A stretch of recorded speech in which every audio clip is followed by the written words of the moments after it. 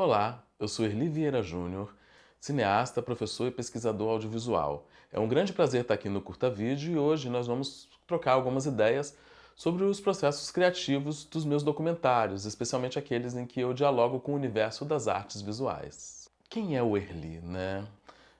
Eu tô já há mais de 25 anos no meio audiovisual capixaba, o tempo passa voando, né? Eu ainda acho que eu sou aquele garoto de 20 e poucos anos em alguns momentos, né? Mas a conta tá vindo aí, eu tô chegando já quase aos 50. Eu sou professor no curso de cinema da UFES, né? E sou nascido e criado em Vitória, né? Nasci no bairro da Penha.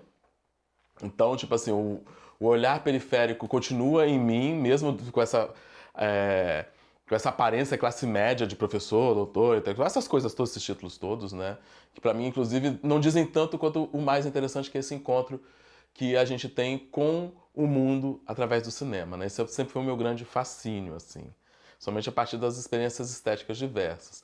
Eu comecei a fazer filmes no finalzinho dos anos 90, né? Junto com uma geração muito boa, né, que no começo dos anos 2000 meio que marcou a produção daqui, que era um momento também que começava a se consolidar, né, a produção audiovisual, né? Até meio doido a gente pensar na geração dos anos 2000, porque na verdade nos anos 2000 todas as gerações anteriores finalmente estavam conseguindo fazer cinema ao mesmo tempo aqui, né?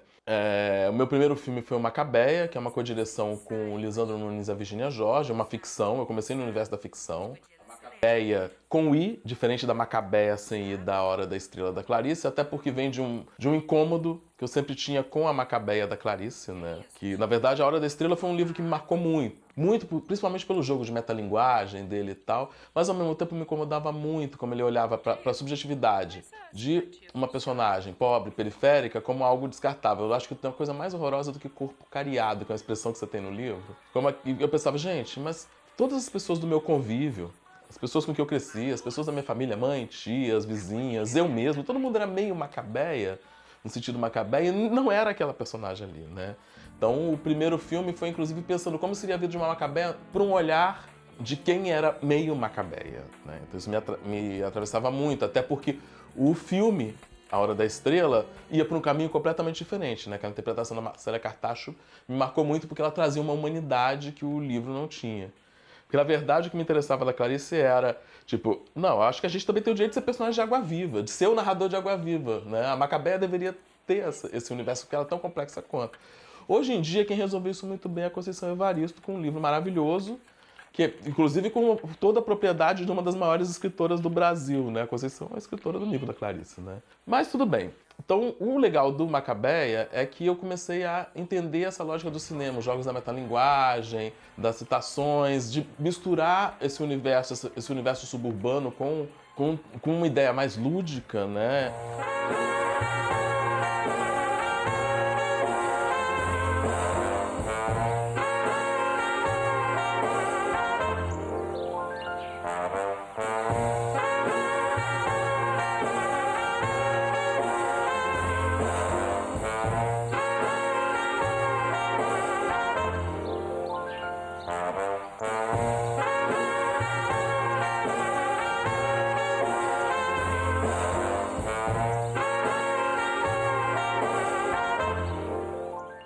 E que depois eu fui seguindo nos filmes seguintes, como Por Elise, que é de 2004, o Saudosa, que é um falso documentário que também tem muito de documentário de registro do próprio processo, que a gente foi para o interior, para Muniz para ele rodar.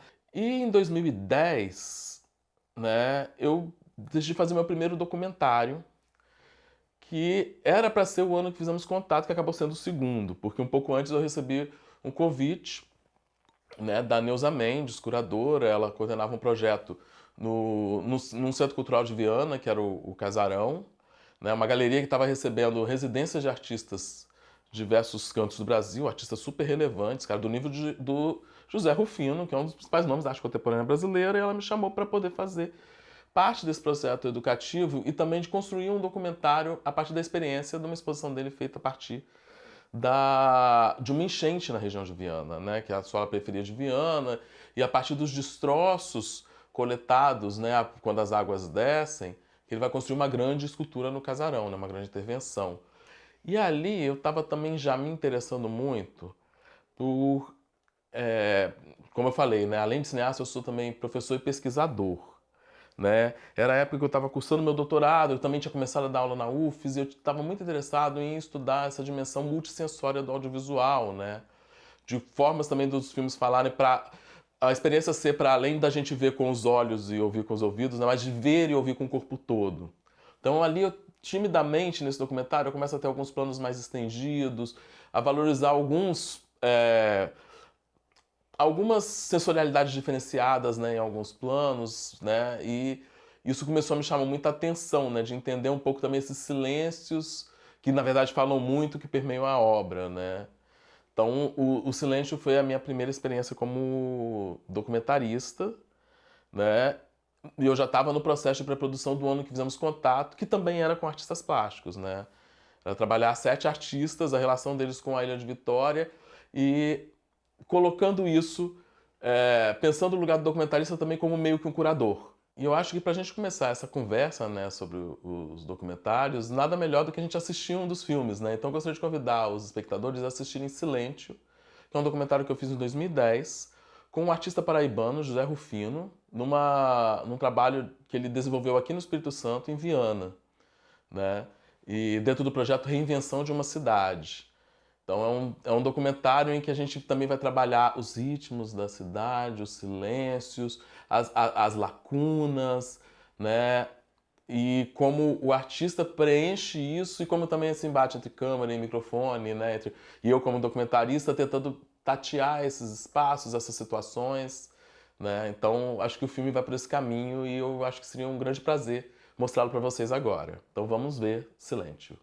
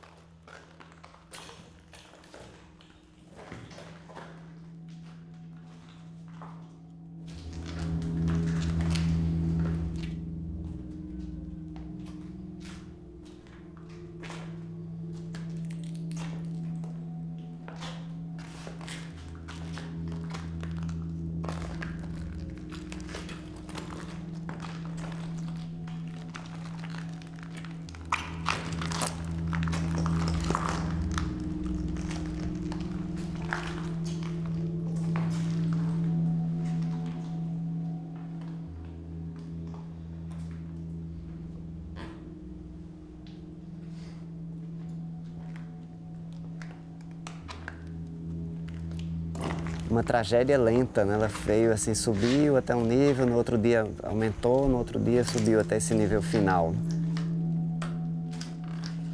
Diferente de um desmoronamento que leva tudo, né? Essa água veio como se fosse calma, né?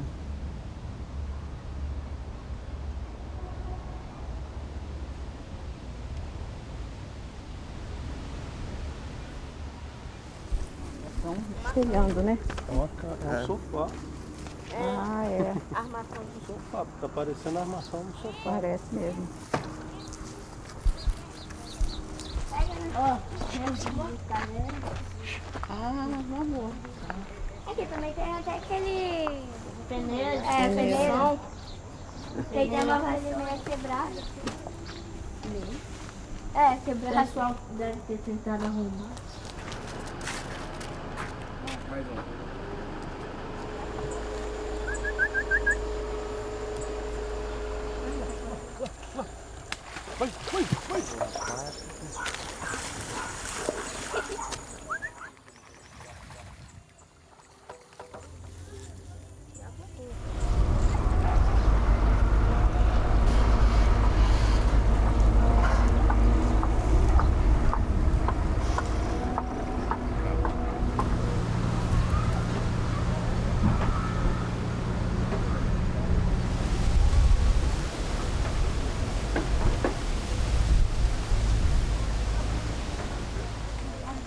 Deixa eu filmar ele.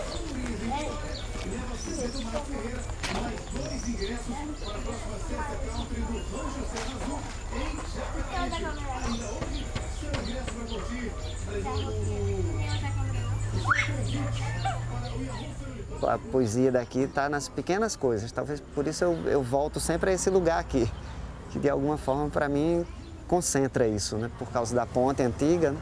E essa estadia precária aqui embaixo das pessoas, essa espécie de bucolismo desse cachorro que está sempre dentro d'água, as pessoas conversando, isso é uma cena que se repete aqui, né? Sempre tem pessoas aqui nessas banquinhos, nessas cadeiras improvisadas.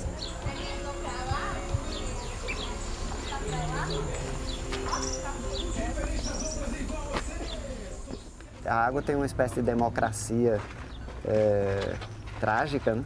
Porque ela tirou tudo da casa das pessoas e foi misturando em outros lugares, né? Então ninguém conseguia conter isso, né? Então o que era seu se misturou com o do outro, que a água mistura tudo sem selecionar, né? Sem escolher. Então a ideia de trabalhar com essa tragédia que eu não via, mas tinha só o reflexo dela aqui, aplicar, digamos, uma certa beleza, uma limpeza estética naquilo que estava sujo de lama, jogado, degradado. E isso teve que ser feito com muito cuidado, com contato com as pessoas. Não era simplesmente chegar nos lugares e olhar aquelas madeiras que eu acharia interessante, recolher e ir embora, né? Então eu tive que romper um certo... como se fosse uma película, né, que existia, assim, protegendo isso, né? Porque eu sou um estrangeiro aqui ainda, né? Que chega estranho, olhando as coisas que são o resto das pessoas, né? Como se estivesse mexendo na intimidade de cada um ali nas calçadas, nas ruas, né?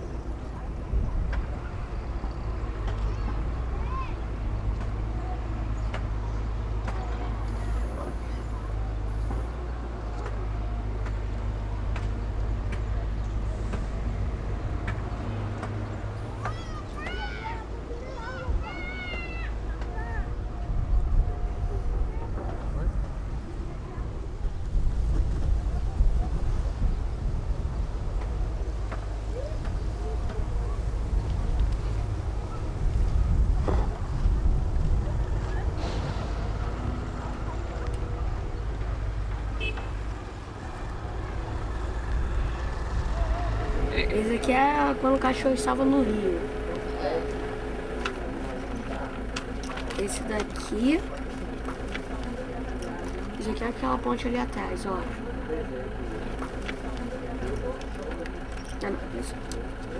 Essa daqui é a ponte aqui em cima, passamos o tempo. E aqui é que eu não pintei lá, é as casas que foram inundadas.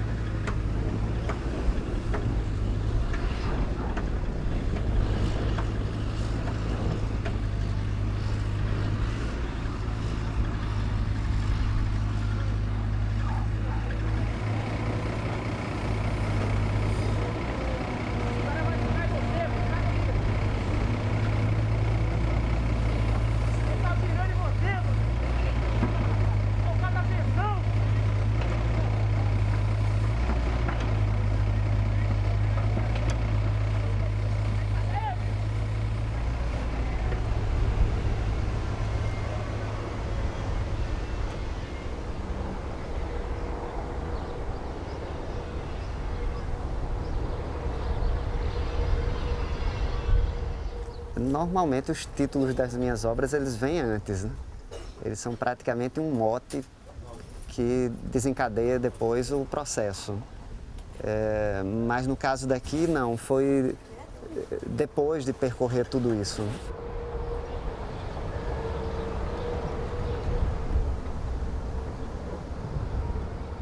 O título não podia ser outro, porque tudo que eu tentava recuperar daqui da cidade, mesmo do patrimônio histórico, por exemplo, é muito mudo. As coisas não têm uma voz assim tão amplificada que você chega e percebe de cara, né? Eu fui logo em busca desse silêncio que eu via em todos os lugares, né? É um silêncio visual, é um silêncio das pessoas que não se comunicam muito de um lugar para o outro, né? E eu acho que isso foi uma boa amarração para tudo, né?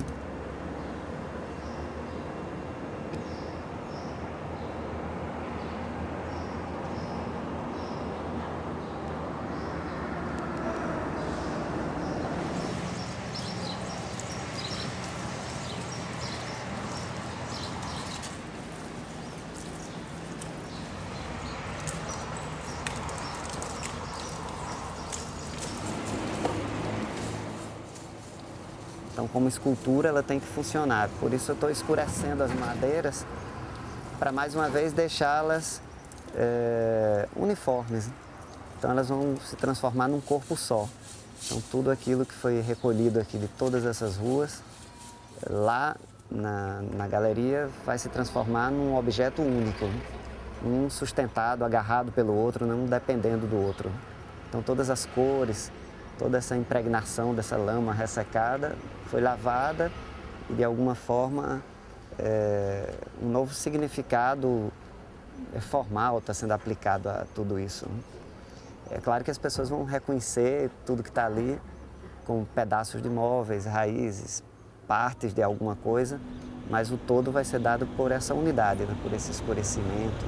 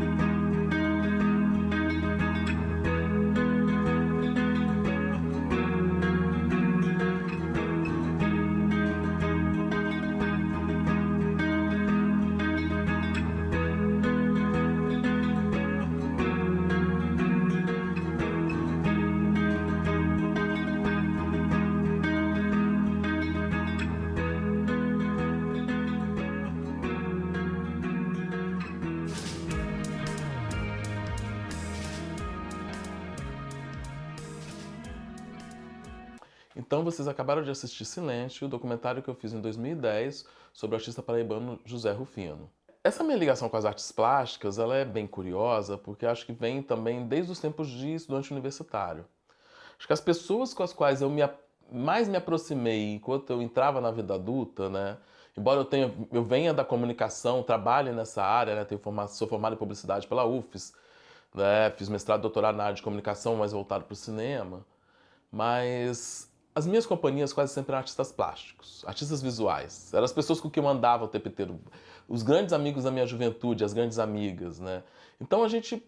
essa coisa de estar o tempo inteiro... Eu dei a sorte de estar numa geração, aquela da virada dos 90 para os 2000, que criava muito e que tratava toda e qualquer convite para uma exposição como se fosse o grande convite.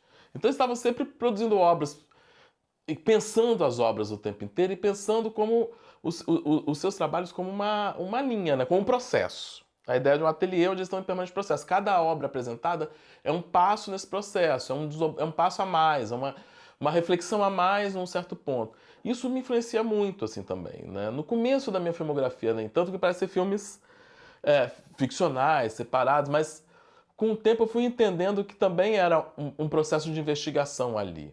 Então eu gosto de pensar que eu tenho pelo menos tem dois momentos do Early cineasta, né? Porque acho que o primeiro fôlego foi entre 2000 e 2012, mais ou menos, foi seguido, né? Que eu comecei fazendo os filmes ficcionais, depois todos os curtas documentais, e que eu também me interessava por algumas relações de jogando com a linguagem o tempo inteiro, né? Esses jogos entre o real e o ficcional.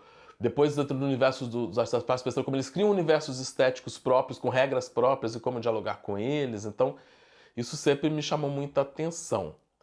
Mais ou menos por volta de 2012, eu dou uma parada, porque é quando eu me concentro mais dentro do campo da docência, né? Porque eu começo também eu termino o doutorado, começo a dar aula em pós-graduação na UFES. Eu vou me debruçando, por um lado, nas pesquisas voltadas à relação entre o corpo, o sensório, também pensando um pouco em áreas de militância, né? Pensando o cinema LGBTQIA+, dar minha contribuição ali, estudá-la, essa cultura da qual faço parte, também em dar minha contribuição pesquisando uma memória do audiovisual capixaba, né? Uma série de livros que eu publiquei nesses últimos anos, falando do cinema capixaba como plano geral, o Rasuras, que vai falar da memória do vídeo experimental capixaba, o Exercícios do Olhar, que são textos que eu desenvolvi com textos críticos sobre artistas visuais e audiovisuais daqui. Então, foram mais de 10 anos e que eu estava muito focado na pesquisa e na docência. E é curioso porque eu volto com longa-metragem, né? O Presença, que ele vem desse momento. Então, o processo do Presença começou lá em 2014, quando a Érica, irmã do Marcos Vinícius, ela externou o desejo da família de doar as obras do Marcos para a UFES, né? E pediu que eu fizesse essa mediação. E nisso eu fui pesquisar o acervo do Marcos, né? E é aquela coisa, né? Um artista de performance, a gente ia encontrar alguns figurinos que ele utilizou em alguns trabalhos, a gente ia encontrar alguns resíduos de performance, de objetos, mas principalmente fotografias, textos e vídeos, registros em vídeo. E esse material eu vi que era muito rico, né? Então disso primeiro eu organizei um livro, que saiu em 2016, chamado Marcos Vinícius, A Presença do Mundo em Mim. Depois eu entrei no desenvolvimento de um roteiro, de longa-metragem. Por volta de 2017 comecei, e aí eu fui entendendo que dava para colocar o trabalho do Marcos em diálogo com outros artistas, e nisso eu cheguei a Rubiane Maia, que foi colega de geração dele, e as questões que a Rubiane trazia. E nesse meio tempo foi surgindo também a Castiel Vitorino, e eu vi que havia algumas outras conexões ali muito interessantes, não só a temática, mas também às vezes eu via gestos parecidos. Uma coisa muito interessante no processo de realização do Presença tem a ver com a equipe técnica, né? É um filme que é produzido pela Ladarte Filmes, né? Agora está também com a distribuição da Livres nos cinemas, né? E a Ladarte tem a Úrsula Darte como produtora, que é a parceira de uma vida inteira. A gente começou junto. O meu primeiro curta foi a primeira produção dela. A primeira direção de fotografia da Úrsula foi num filme meu, foi no Saudosa. Quando foi no meu primeiro longa, a gente teve a audácia de colocar a Úrsula como produtora executiva e diretora de fotografia, que é uma coisa que eu acho até única no cinema brasileiro, ter alguém que está nesses dois lugares. E eu estava já, né, há um tempo sem filmar, né? A última filmagem que eu tinha feito era em 2012, a gente foi rodar o Presença em 2020, e ela foi me apontando as pessoas que ela tinha trabalhado nos últimos anos, que eram os profissionais interessantes, né, que estavam fazendo os filmes que eu admirava. E nisso eu vi várias pessoas que um dia foram meus alunos na UFES. Então foi um prazer estar no set com uma geração que eu conheci lá atrás e que agora estava na linha de frente, inclusive me ensinando novas metodologias de se fazer audiovisual, né? Porque eu acabo sendo fã muito dos filmes que essa galera está fazendo, né? Então, eu acho que isso é um dos grandes baratos, inclusive, da docência, né? A gente conta as pessoas no começo, a gente apresenta algumas referências, compartilha um pouco dessa paixão do audiovisual, a gente dá o início dos caminhos, o primeiro empurrão, e essas pessoas vão ganhando o mundo e fazendo coisas, indo a lugares onde eu nunca estive. E o que é maravilhoso, porque quando elas estão indo para esses lugares primeiro, elas estão abrindo caminho para que, quem sabe, num projeto futuro eu também chegue lá. Isso eu acho uma das coisas mais incríveis da cena audiovisual local, né? É essa possibilidade de que, se um vai, abre espaço para vários outros. Não que eu estou aqui dizendo que existe um cinema capixaba, isso não existe. Existem vários. Assim como não existe um cinema brasileiro. São vários Brasis, então temos que ter vários cinemas brasileiros. São vários Espíritos Santos, com pessoas das mais diversas origens, falando de diversos pontos de vista, diversos locais de fala, e apresentando olhares diferenciados sobre o Espírito Santo, complexificando essa experiência. Então, o Presença é o primeiro longa, né, e o começo dessa nova fase. Né? Demorou um tempo entre a realização, foi filmado em 2020, está estreando agora em 2024. Agora, no mês de agosto, né, ele entra nas salas de cinema do país inteiro, então eu gostaria de convidar todo mundo para, durante o mês de agosto, em algum momento ele vai estar em cartaz, né, nos cinemas aqui do Espírito Santo. Né? Vamos conhecer um pouco mais, né, não só do audiovisual daqui, mas também do processo criativo desses 3 artistas incríveis. O Marcos Vinícius, a Rubiane Maia, a Castiel Vitorino Brasileiro, 3 artistas que se transmutam a cada performance, que fazem dos seus próprios corpos o meio de seus trabalhos, né, a matéria de suas obras, e lançam uma série de questões, porque aí você vai ver questões voltadas à relação do corpo com a natureza, relações com as ancestralidades, a experiência cotidiana. Então, essa ideia de uma reverberação, de uma ressonância corporal, né, isso me interessa muito. Então, estou indo por esses caminhos e também buscando outras questões com outros formatos de corpos, né?